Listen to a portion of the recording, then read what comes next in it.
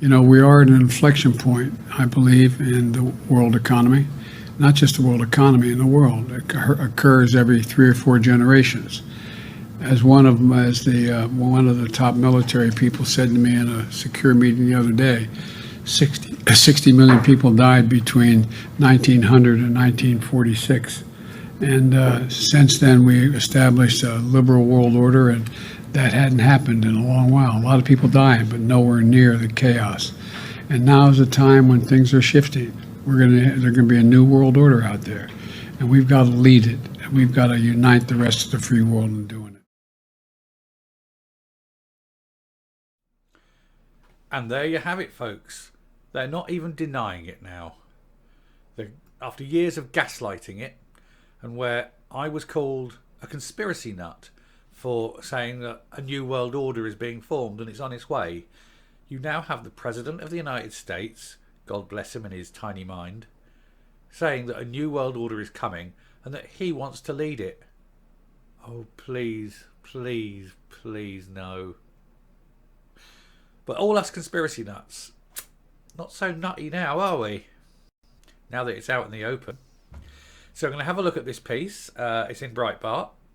And it's only a short piece today on this. But yeah, let's take it down and have a look.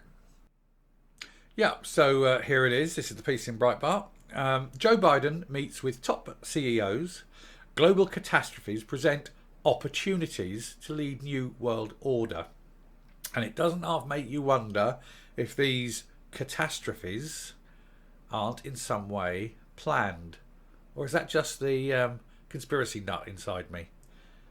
Because us conspiracy nuts, we're winning about 16-0 at the moment. So who knows?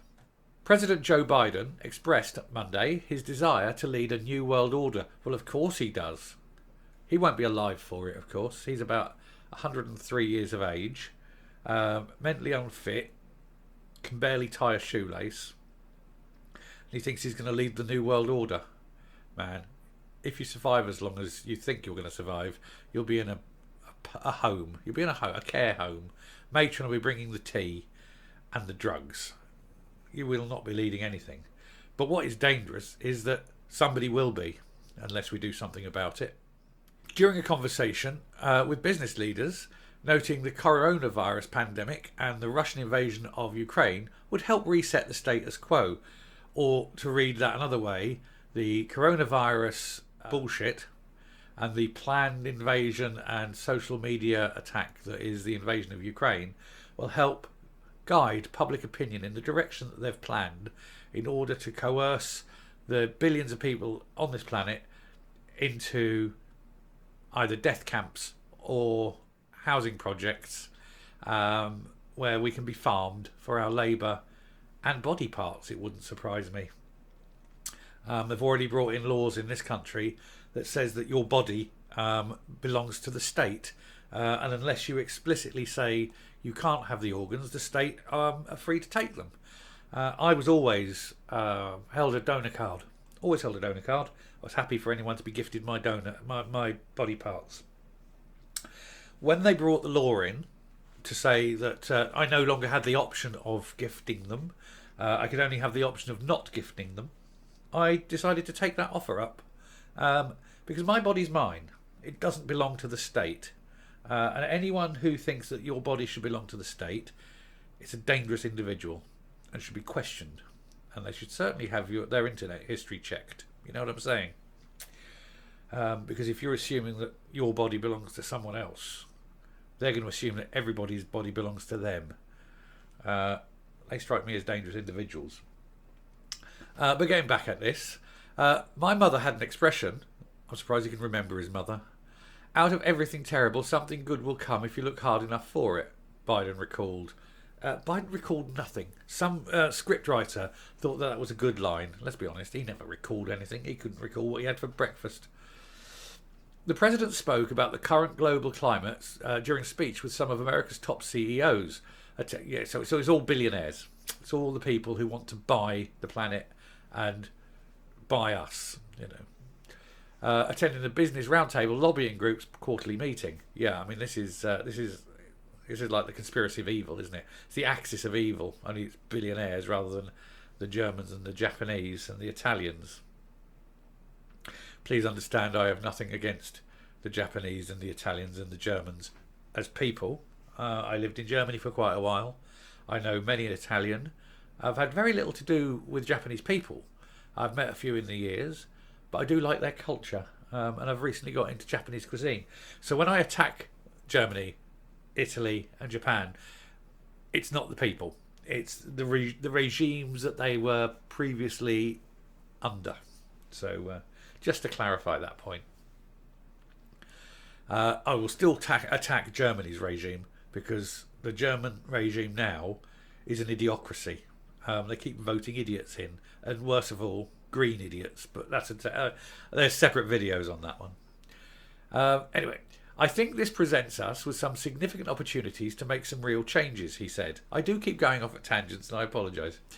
Biden said the entire world was at an inflection point. He said that historically occurs about every 3 to 4 generations during times of crisis. No, not really. Again, this is something written by a scriptwriter because it sounds good. Soundbite speeches, because he hasn't got the thought capability to realise these things. The president recalled a comment from a military official in a recent meeting who noted that 60 million people died globally between 1900 and 1946. I think a lot more than 60 million people died in that period. Did he mean 60 million died in conflict or as a result of political action? That's possible, but way more than 60 million people died in a 46-year period. And this allowed the United States to lead the world. Yes, and since 1946, somewhere in the region of 300 million people died between Russia and China alone. Stalin's purges, historically thought to be between 50 and 75 million, possibly higher. And the Cultural Revolution in China, no official figures exist. However, it has been surmised by some that there's an upper end of 300 million people. That's a lot of people to die under socialism, which is why socialism is evil. And one only has to look at North Korea to realise how socialism is evil. And yet there you are, America, with your socialist president. But hey, don't let history teach you anything, you know. So you take the deaths of all those people and say, hey, you know, it's been great since World War II. Well, not necessarily for some. Since then, we've established a liberal world order. Really? Liberal? We live in a liberal world now. Go on, feel free. Feel free to be liberal. Express your views today. Show me how liberal the world is when you say that transgender men are men. See how liberal and free the world is when you say that some regimes are worse than others, or that some religions are evil. Go on, say them. See how liberal the world is. It's full of shit. But then we knew that. A lot of people dying, but nowhere near the chaos. Yeah, way more people dying.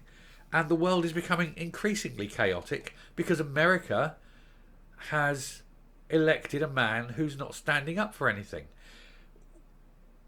When Reagan was in charge, Libya got a bit uppity. Reagan phoned Margaret Thatcher and said, Margaret, because they were good friends, Margaret, he says, I'll be taking a few planes out of Lakenheath and they'll be flying to Libya and they'll be delivering a message. And Margaret says, thank you for the notification, good luck. And Reagan bombed the shit out of Libya. And you never heard anything from Gaddafi for the rest of Reagan's tenure as president. There was no wars under Trump. No one dared. The Russians, Putin didn't try anything under Trump. In fact, Putin has invaded 3 countries under the last 4 presidents. He invaded Georgia, he invaded the Crimea, and he's now invaded Ukraine properly. He also did South Ossetia, so, you know. So he's done all these invasions, but he's done them under Bush, under Obama, and under Biden.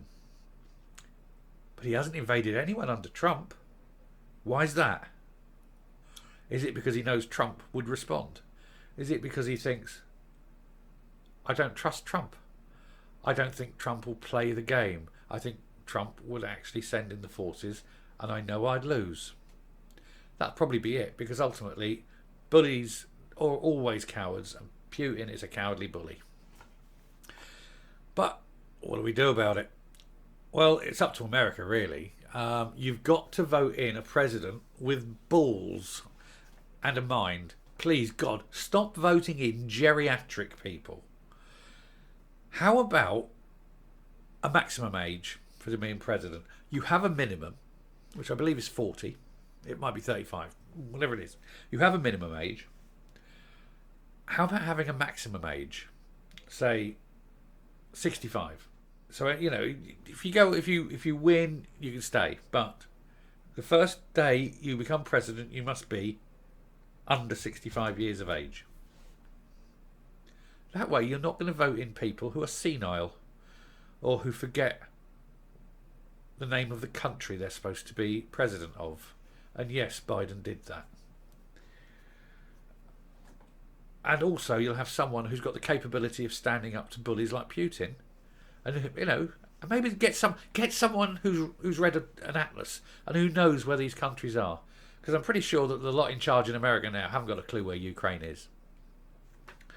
But, you know, the fact that they're doing this and they've got these morons in charge that aren't standing up makes me wonder why they're not standing up. Because I know the American military is not filled with idiots. It's filled with some brave, experienced, you know, pretty gung-ho types. So they must absolutely be telling the president, you know, this is the right course of action. We must do this. We must do that. And yet he's not doing it. And therefore it makes me think that it's deliberate. And that he's wanting this conflict to go on for a reason. And I think that reason is to usher in the New World Order.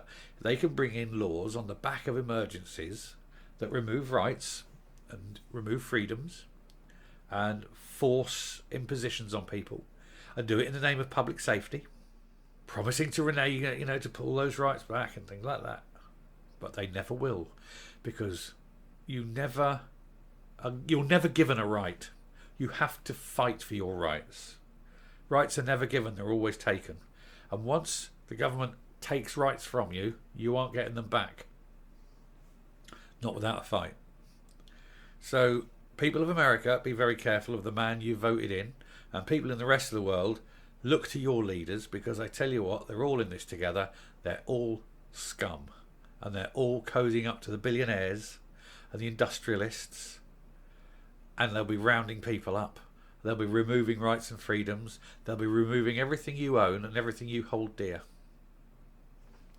And if you doubt it, just look at the rights that have been taken away over the last 2 years.